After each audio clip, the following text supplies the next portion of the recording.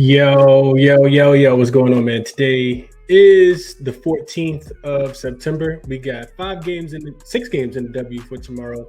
So I broke down the Washington Mystics and the Atlanta Dream game earlier. So now we'll go through. I wanted to get into this Indiana Fever and Dallas Wings game that we got tomorrow because we got the highest total on the board that we've ever seen before. So let's just jump right into it. We'll be live tomorrow morning, probably 8:15ish for people who are interested in watching a live show. So if you are interested, definitely jump in to the comment section there. Let me know how you guys are thinking about the WNBA on the NFL Sunday. Before we jump into it, let's look at the standings. I kind of went through this because I wanted to make sure, just motivation-wise, see where these teams were going to be. So it looks like the Fever, they're not catching the Storm. They are, as you guys can see, they're 4.5 games behind the Storm. Only 3 games. They only got 2 games left, so they won't catch the Storm. And the Mercury won't catch them either. So they'll be locked into the 6th seed. The question is who will they play with the 6th seed? Will they get the Connecticut Sun, or will they get the Minnesota Lynx? Whoever finishes 3rd, the Fever will play.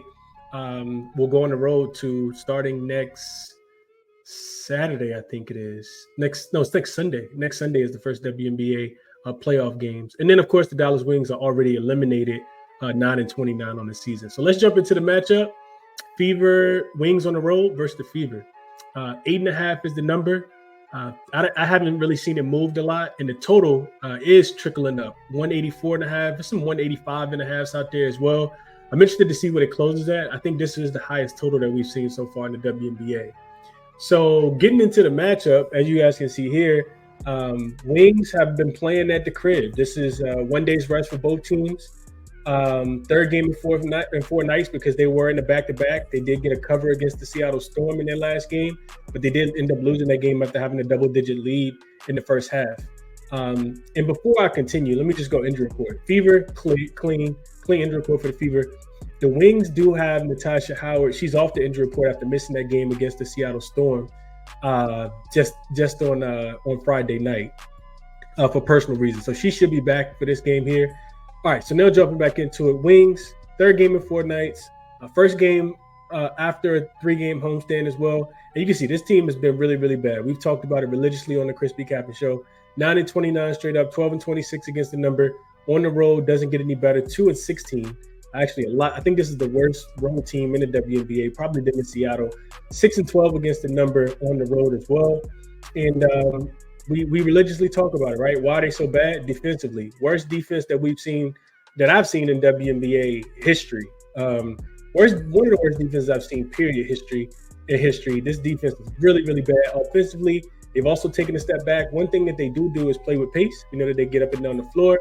They like to score the basketball. They like to take early shots in the shot clock. They like to get out and run in transition. But over the last 5 games, just 9th. You could say that, they're kind of giving up on the season.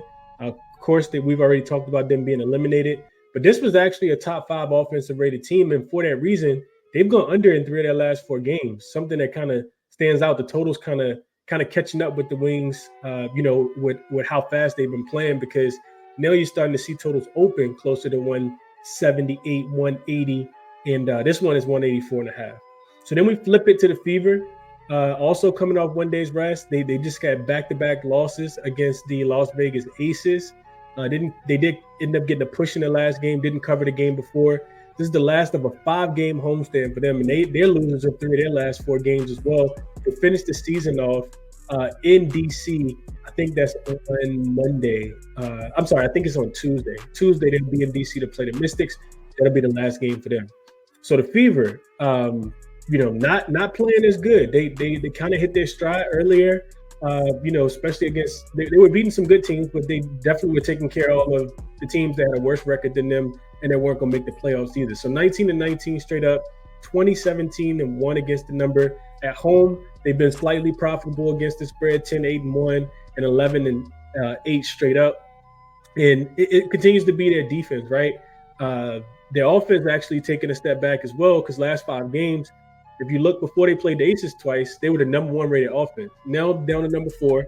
Defensively, still about the same. Ninth defensively, that's their biggest Achilles heel right now is their ability to be able to play defense. And you can see that they're seventh rated in net rating as well.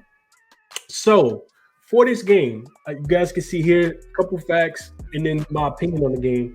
So the this will be the third matchup between the two teams. They did split in the regular season. Both games went up and over the total. They had a 178 and a 182.5. So of course you see this total a little bit higher. They exceeded 190 points in both contests so far. But the Fever 0-4 against the number when they're home favorite, laying 5.5 points or more. So they haven't covered any of these games, and the reason why, you can see it in the next bullet point. 8-0 to the over as a home favorite. Every single one of the Fever games so far that they've been a home favorite in have gone up and over the total. This is the games where they absolutely don't play any defense. Last time they were a home favorite, they were playing against the Atlanta Dream. It was actually a week ago from tomorrow on Sunday. That game ended up going to overtime, but it went up and over the total before they even got to overtime. So while this total is 184.5, and that's the highest total that we've seen so far this season, this WNBA season, still don't think I would look towards the under. I don't want to play over because it's a tad bit too low, and all you need is one poor quarter from either team. The Wings, we can kind of say that they've kind of given up on the season, you could say. So I don't want to play over, but man, it'd be difficult for me not to want to play up and over the total. I just can't quite make my mind up on the total.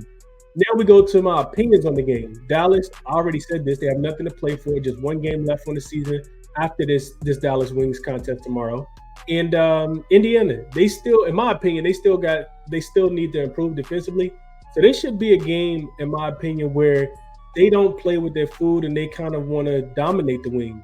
Laying 9 points with them is absolutely terrifying, in my opinion, just because defensively they've been so bad, and we know that the Wings can get hot offensively. But if I'm playing the game, I do think after back-to-back losses, Indiana should be motivated to get off to a really quick start. The Wings defense doesn't scare me, not even a tad, a bit at all. And the other thing I'll mention, just kind of when I was looking at the X's and O's of the game, there's not a lot of matchup advantages for Dallas, in my opinion, unless they get hot from the three-point line. Their offense has really struggled recently. They're second worst effective field goal percentage team over the last 5 games. They're shooting just 46% from the field. And what they do best is they use their size to score in the paint, get offensive rebounds. But over the last 5 games, their rebounding has actually taken quite a dip. This should be an advantage for Indiana, in my opinion, because they've been a solid rebounding team. I don't think that Dallas is going to be able to get on the boards like they typically do against some of the teams that lack in that department. On the full season and over the last 5 games, the Indiana Fever are 4th in rebounding and 4th in opponent rebound, limited opponent rebound chances as well. So I like that hit for the Indiana Fever. Caitlin Clark is a good rebounder. Of course, you have Aaliyah Boston. It's a bunch of good. Nalissa Smith is a good rebounder as well. The other thing that really sticks out is Dallas that shouldn't be able to capitalize on it because Indiana does a really poor job of is guarding the three-point line, right? You know that the Fever, if they have any kind of, deficiency, is their ability to guard the three-point line. Dallas isn't the greatest three-point shooting team. On the season, over the last 5 games, 26% from the three-point line, which, is the worst in the WNBA over the last 5 games. And on the season, they're 9th in three-point shooting as well. That's been the weakness for the Indiana Fever. Not really giving up a lot of points in transition, not really giving up a lot of second chance points, not really giving up a lot of offensive rebounds. So Dallas, I think, could potentially struggle to score here. That kind of makes me think maybe under. It also makes me think that the Fever should probably be able to come out and establish themselves early in this game, especially with having a bad taste in their mouth is what I'm predicting, just because they're coming off back-to-back losses. 3rd game in 4 nights, as we already mentioned for the Dallas Wings. I think this will be the 4th game in 6 nights for them as well. And the Fever been at the crib chilling, 5th straight home game. So what's the play? I like the Fever here. First half is the way I would play it, just in case they have some kind of mental lapse in the second half. But first half -4.5. I think coming off back-to-back losses, that's the only way that I would look. I think the Dallas Wings have kind of given up on the season. The Indiana Fever still got a lot to play for. They only got 2 games left before the playoffs actually start. So I can see them, like I said, wanting to get that bad taste out of their mouth. And if I'm playing the game, I'm laying the 4.5. I think this number is available on ESPN Bet, and I think it's already available on DraftKings as well. So that would be the play that I'm looking at in this game. Of course, there's a ton of player props. Caitlin Clark had a triple-double against this team, I want to say. Caitlin Clark also broke the assist record against this team right before the Olympic break. I think she had 19 assists in that game, so I couldn't talk anybody off wanting to take her assists and ladder those up. She should absolutely kill in this matchup, and they don't really have anyone that can slow her down. These are these are the two top fastest paced teams in the WNBA as well, which also scares me off picking the under. So just kind of providing some more context for you guys. And that'll be it, man. Resources that I use to handicap the games. As always, I like to share these with you guys. OddsJam, you guys can get 20% off your first month using code CBC. And Moneyballer, 50% off using code ChrisBeCappinn, 2 P's and 2 N's. Moneyballer is a one-stop shop that'll get you all your trends, all your stats, all your situational spots. Just really easy. It makes it a lot less time consuming to handicap the games if you're interested. So definitely check them out. And then OddsJam, I like the sportsbook screen page because once I figure out what I want to play, it's so easy for me to not have to go through 14, 15 different sports books to figure out where I'm gonna find the best line. So yeah, check out the resources as always. And if you guys enjoy these, if you enjoy these quick videos where I'm just kind of handicapping the games and letting you guys know what I'm looking at outside of a live show, hit the like button, subscribe to the channel, especially if you guys are new.